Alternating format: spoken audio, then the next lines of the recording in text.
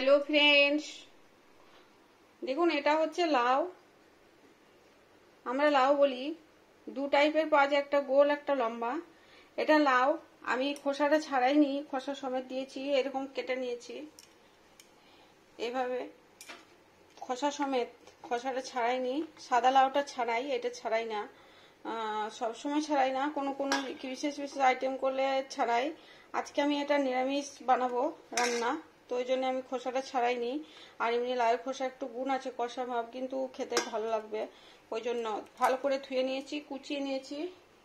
আর এখানে নিয়েছি কিছুটা আলু, এটাও ধুয়ে জল ঝরিয়ে নিয়েছি। কিছুটা খোসা রেখে রেখে, পুরো খোসা আমি ছাড়াই না, সব সময় বলি।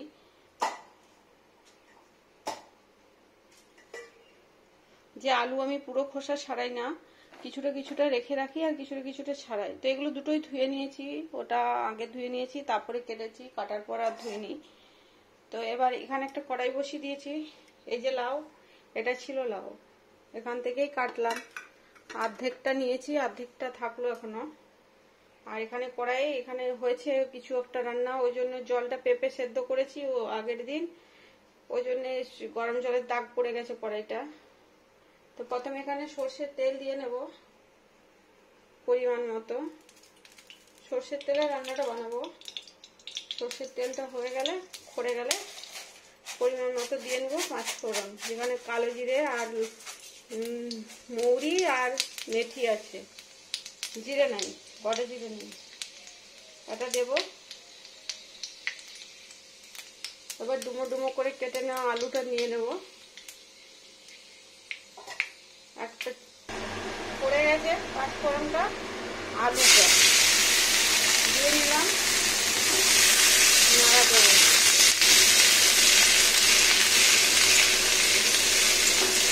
দেখুন এখানে আলু দিয়ে নিলাম, আর দিয়ে দিচ্ছি কিছুটা কাঁচা লঙ্কা গোটা, যাতে ঝাল না হয়ে যায়, ওই জন্য। দরকার হলে যার দরকার হলে খাটিয়ে হবে, একটা ভাঙবো। একবার ঢেকে দিই, ভাত হয়েছে, থালাটা ঢাকা দিয়েছিলাম, ভাতটা নামিয়েছি। উল্টো করি,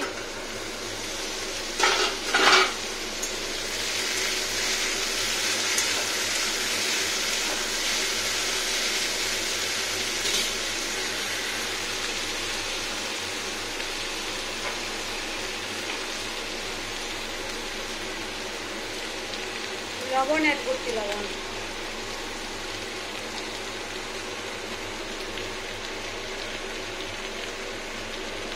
খুব বেশি লবণ লাগবে না।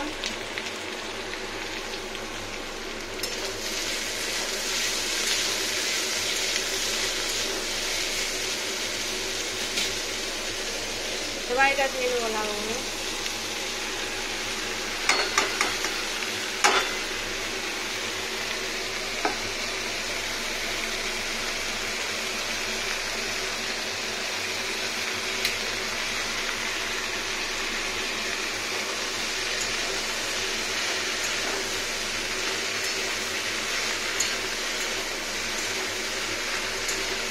মিষ্টি সবজিতে মিষ্টি পছন্দ হয় না, এখানে পোস্ততে বিশেষ করে পোস্ত নুন ঝাল মুখরোচক খেতেই পছন্দ।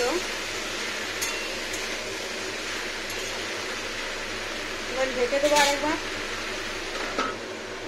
এটা হচ্ছে পোস্ত, এটা শিনুড়ায় পিষে নেবো, খানিকটা পোস্ত, বেশ খানিকটা, খুব বেশি দিলেও ভালো লাগে না, খুব কম দিলেও ভালো লাগে না, একটা মোটামুটি মাপ আছে, সেটাই টেস্টি সব থেকে ভালো হয়। খুব বেশি দিলে অনেক খারাপ লাগে, সবজিটা স্বাদটা মেরে দেয়, আর খুব কম দিলে ধোয়া ধোয়া লাগে। তো এটা ঠিক হবে, পারফেক্ট একদম। আমি শিলনোড়ায় পিষে নেবো পোস্তটা প্রথমত। পোস্ত পোস্ত কিচ্ছু মেশাবো না, শুধু পোস্ত। এটা বড় দানাটা, এটা একটু দাম বেশি থাকে সব সময়, এটা সুগন্ধিটা ভালো। পুলি ঢাকাটা,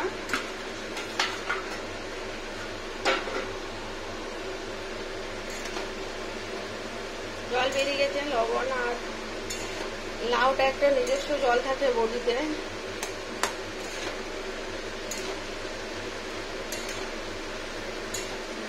আর ঢাকা ঢাকা দেব না, এবার জল দিয়ে নেব।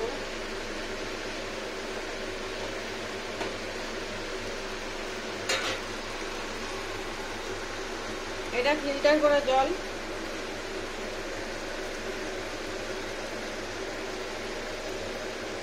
দিয়ে দিয়ে একটু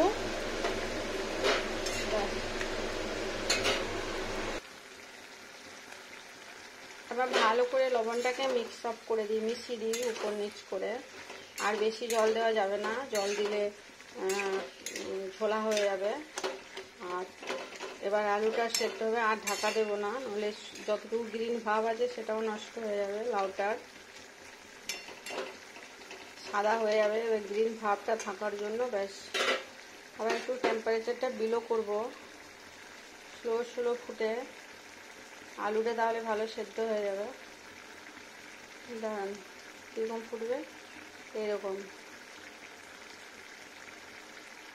এটা ঠিক আছে।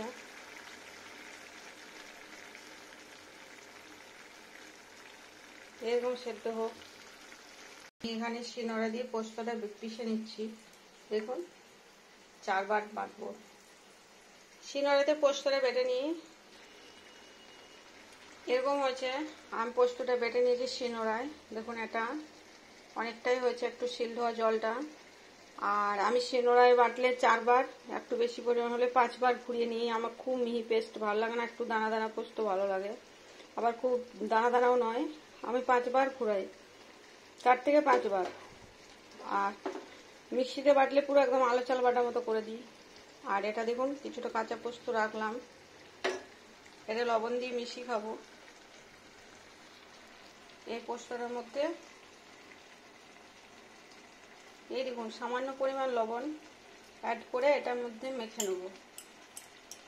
এটা কাঁচা পোস্ত বাটা, এখন কালো হয়ে যাবে ঘোরালে, লবণটা দিয়ে ঘুরিয়ে নেব। এটা ভাতের উপর পোস্ত বাটা, বড়া পছন্দ হয় না, কাঁচা পোস্তটা একটা স্মেল থাকে। আর এই দেখুন এটা সবজি, আর এটা ভেজটার জন্য পোস্ত বাটা অনেকটাই। এবার এটা ফুটিয়ে নেব একটু ভালো করে, দেখি আলুটা কেমন হয়েছে সেদ্ধ। এই দেখুন ঠিক হয়ে গেছে, নাড়া দিতে দিতে টেম্পারেচার বাড়তে বাড়তে ঠিক হবে। একটা কাঁচা লঙ্কা ফাটিয়ে দিয়ে যাবে।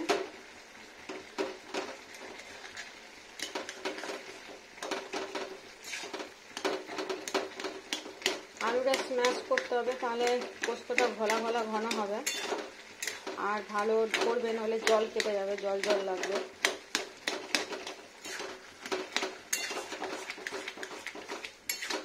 কন্টিনিউ ঘোরাতে থাকলে আলুর বডিটা এমনি ঘষে ঘষে ঘষে ঘষে সবজিটা একটা ঘোলা ভাব হয়। এখন পোস্ত অ্যাড করিনি, এটা আগে ভেঙে নেবো। শক্ত করতে দিয়ে এটা গ্যাসের পাদানিটা পুরো একটা আস্ত খোসা ঢুকে চলে এসছে, দেখুন ছাড়ানোর সময় ফেলে দিলাম ওকে।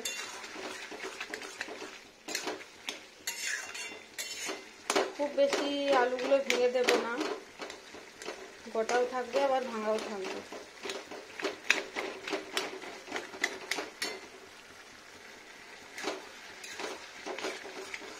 দেখুন সুন্দর হয়েছে, ঘন ঘন ঘোলা ঘোলা, একটু ঘোলা ঘোলা ঘন ঘন হয়ে এসছে। এবার পোস্তটা দিয়ে নেবো, একটু ফুটে যাক ভালো হয়ে। দেখুন এবার এই পোস্তটা ঢেলে নেব। এটা হচ্ছে কাঁচা পোস্ত বাটা, একটুও ছাড়া যাবে না, পোস্ত বলে কথা।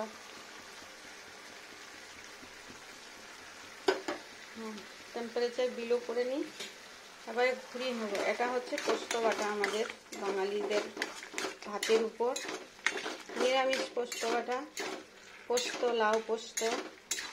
একটু ভালো করে ঘুরিয়ে নেবো স্লো টেম্পারেচারে, বেশিক্ষণ ফোটাবো না, জাস্ট ফুটফুট করবে। একভাবেই ঘুরিয়ে নিতে হবে, আর সবাই মিক্স আপ হয়ে যাবে। এই যে দেখুন হালকা ফুটছে,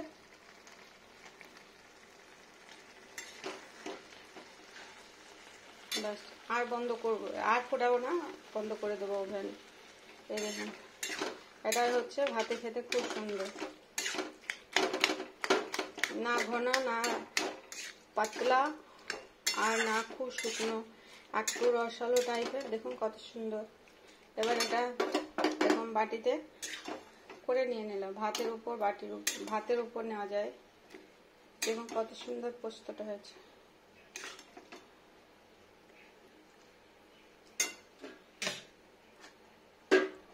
দেখুন কত সুন্দর হয়ে গেল।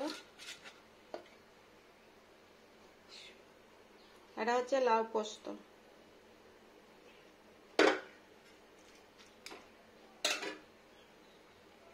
টেস্টি তো। ঢেলে নিলাম কড়াই থেকে, আর বাটিটাও ঢেলে দিয়ে আমি এখন তো খাবো না, ভাতের সাথে খাবো, এটা ঢেলে দিই। দেখুন কত সুন্দর হলো লাউ পোস্ত। এটা খেতে দেখতে দুটোই সুন্দর, আর এটা বাটা পোস্ত, এটাও খাবো ভাতের উপর। লবণটা মিশিয়ে নেবো। আর এটা এরকম সুন্দর দেখতে, সুন্দর খেতে, টেস্টি টেস্টি। এবার বানিয়ে খান, অবশ্যই ভাল লাগবে। এরকম ভাবে বানিয়ে খান, খোসা রেখে। এই লাউটা, এই সবুজ লাউটা খুব টেস্টি হয়, নিরামিষ, ওই জন্য খেতে খুব সুস্বাদু হয়।